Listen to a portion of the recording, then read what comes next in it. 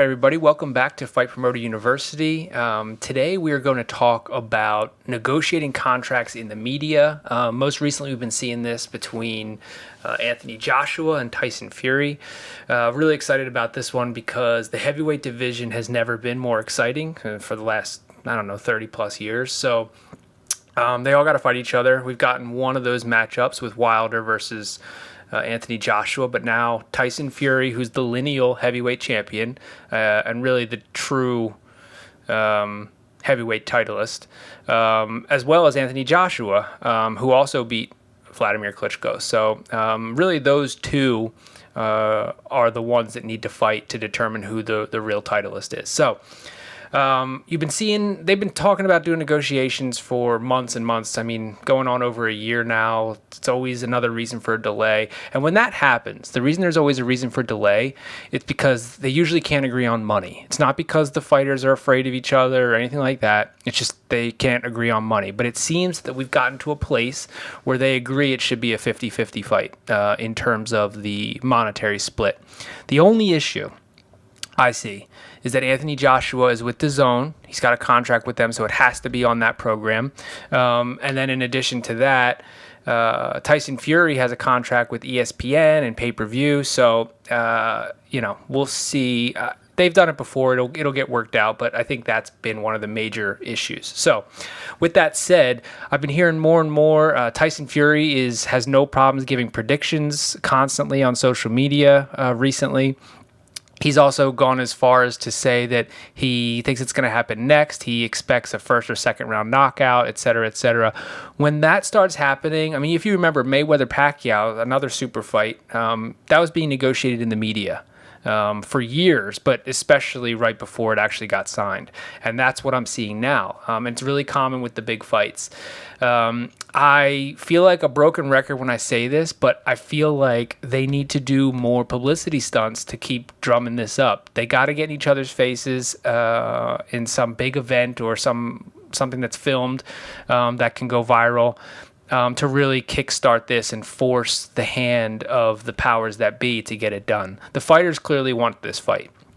Anthony Joshua was a little reluctant to say Fury's name in the ring after his last fight, but that's mostly a negotiating tactic. It's not that he doesn't want to fight him. I know that he truly believes he can beat Fury. So we'll see. I mean, if you're asking me who do I think would win, I do think Fury's got that fight. I just think he's the bigger man. I think he's the more fluid man, just the way he moves on his feet, his punches. He's just more relaxed in the ring. Anthony Joshua, while incredible, and the second or third best heavyweight in the world right now, in my opinion. He got knocked out by Andy Ruiz. I mean, we can't forget that. He did come back, but and ended up beating him in the second fight to regain his titles. But the fact remains that his chin is questionable. Vladimir Klitschko teed him up. He was dropped by a journeyman earlier in his career, if I'm remembering that correctly. And then Andy Ruiz, of course, stopped him. So I actually think Wilder is a more dangerous fight for Anthony Joshua than Fury is. Although Fury just knocked the stuffing out of Wilder. So, I mean, who knows? It's an exciting fight. But, man, I'm excited. This is like... I'm not even going to call the last major heavyweight fight. I can't even call it Lennox Lewis-Mike Tyson that I was excited for personally, because that fight was very much... Both guys were at the end. Tyson very much so. Lennox Lewis was still had the titles and all that, but he was coming to the end. So these are two guys in their primes. Man, we got to see it. We've got to see it. But again, back to the business side of it. When we start seeing negotiations happening in the media like we are now, fighters giving predictions. That's the best way as a manager and promoter to drum up free publicity for your events. See, there's so many different ways to drum up publicity. There's paid advertising. There's doing the rounds on radio shows and podcasts, etc.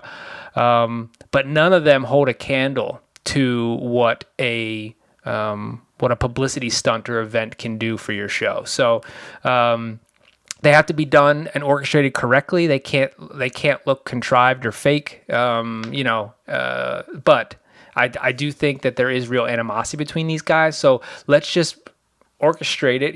The two managers need to call each other. Let's orchestrate it so that they happen to run into each other at a basketball game. Wink, wink. Mayweather Pacquiao Miami Heat game back in, what was that? 2014. That kickstarted the whole negotiation with them. So that's what we need. We need something like that. And Fury's crazy ass will be up in Joshua's face pushing each other. So they just got to make sure it doesn't actually come to blows. But yeah, I'm excited. Let's get it. Heavyweight division. And by the way, there's opportunity for the club promoter and manager as well, because the heavyweight division is on the rise right now, as it does every couple decades or so. And if you've got some heavyweight fighters with some real talent, there's a lot of opportunity for you to show up on undercards, promote it in a good way in your local city.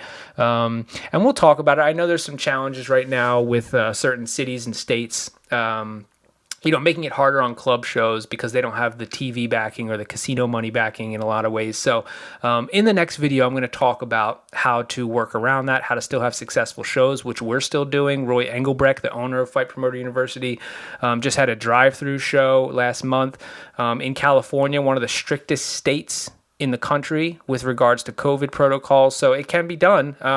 You just need to, think like an entrepreneur and have the right marketing pieces in place, which we'll go over that. But either way, man, heavyweight division is back. So I hope you can use some of this in some of your future endeavors. And if you have any questions, put them in the comments, and I'll try and answer them either in a future video or in the comment section below. All right, thanks.